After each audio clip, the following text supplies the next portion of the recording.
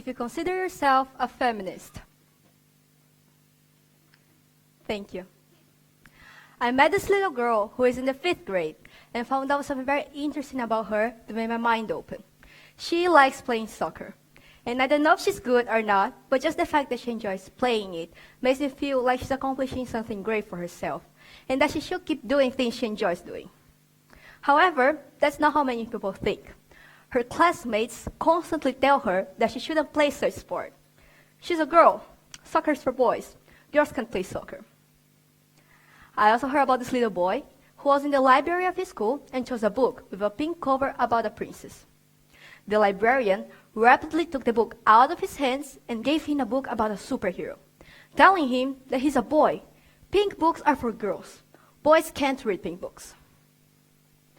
I am a feminist. This is a statement that may be shocking for many of you, but that's probably because of the erroneous image you may have of the word feminism, or even the wrong meaning you may have of it. Feminism is often seen as a rebellion against men, and that those who are feminists are man-haters, aggressive, isolated, unattractive women with hairy armpits. My goal today is to change this mistaken idea you may have of the word feminism and that I once had. I remember being in a classroom with 30 students. You're all in a circle, being able to see everybody's face, when the teacher asked, "Can you raise your hand if you consider yourself a feminist?" I didn't raise my hand. No one did. I was for sure in favor of gender equality, but I did not consider myself a feminist. I always got mad at things that happen to women and men just because of their gender. But my view at the moment was, I shaved my armpits. I was scared of the word feminism.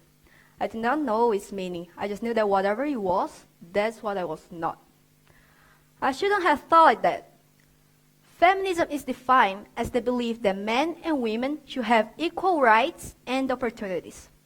It is the theory of the political, economic, and social equality of the sexes.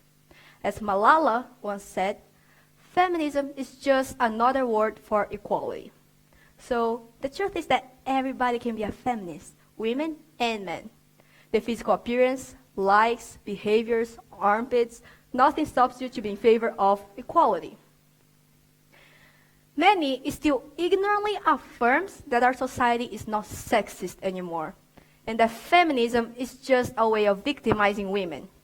Here is how I proved them wrong. Recently, I participated in a class discussion in which we all agreed that the daily expressions we use, act like a girl and act like a man, have clear implied meanings that end up stereotyping genders and putting those who do not follow the social rules as inferior people. I would like you not to think about these two expressions and in which context you may have heard them or even used them. When people say, act like a girl to you, act like a girl, act like a lady to you, a woman, they often mean that you have to be sweet, delicate, beautiful, passive, weak, irrational, and submissive. When they say to you, a man, that you're acting like a girl, they often mean that you're incredibly inferior than them.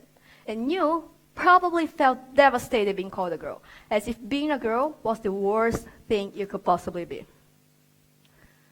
When people say, act like a man, man up, they often mean that you have to be rational, strong, powerful, successful, not show emotions and create order and rules. As you can see, our lovely sexist society still exists.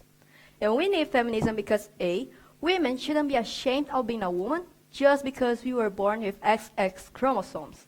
And B, because men shouldn't have to oppress their own identity and emotions to be respected. They shouldn't be afraid of asking for help. They shouldn't be afraid of not being successful. They shouldn't be afraid of being afraid. We should all deserve respect. You may be asking now, but how can we change this current reality? How can we change this current reality? Well, in my opinion, education and information are the remedy for any type of ignorance. So, I believe that feminism is something that every school should talk about. Having simple discussions as the one I had in class was very powerful to open the minds of those who could not understand what feminism means. In Australia, some states are officializing feminism theory as an elective course in high schools. I dream about the day we will look back and think, but why do you have to teach kids about gender equality? Because everybody will be given the same rights and opportunities. But right now, this is more than necessary. Feminism is needed because women can't wear whatever they want without being scared of being raped, as if the clothes they wear were the cause of their mental and physical aggression, as if they were provoking their own assault by wearing the things they want to wear. Feminism is needed because boys who don't do boy things, who want to play with dolls instead of cars, who wants to wear pink clothes instead of blue ones, are bullied. Feminism is needed because women who don't shave are considered less women, as if hair wasn't something natural from our human body. Feminism is needed because women are paid less than men for the same job position. Feminism is needed because we still have meanings for act like a girl and act like a man.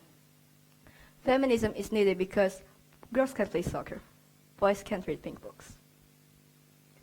But as we know, education doesn't come only from schools. Open-minded families that accept their children to choose what they want to wear and what they want to play are needed. We need parents to educate their children to not assault, to not bully, and to be tolerant.